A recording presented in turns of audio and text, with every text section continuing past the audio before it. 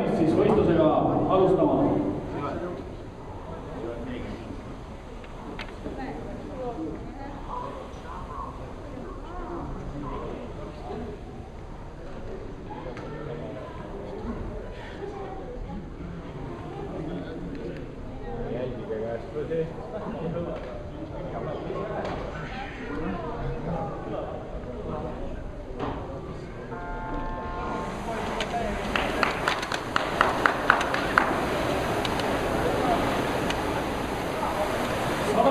On üpriski ühtlaselt sõidetud. Teisel rajal Eliise on ütlestud esimesel kohal hetkel. Nii et jätkuvalt on pooldistansil esimesena teine rada.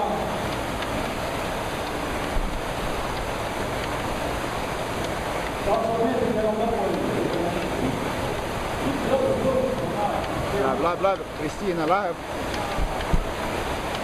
150 meetrit, veel on aega lõpetada.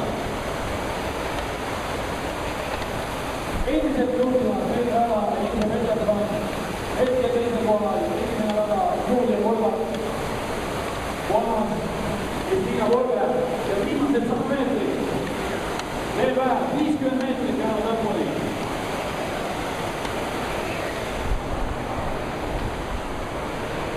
Ja lõpujoon jõuab esimesena Eliise Petersoni, teisena lõpetab Julia Kolva, kolmas Kristiina Volve ja neljas-viies koht.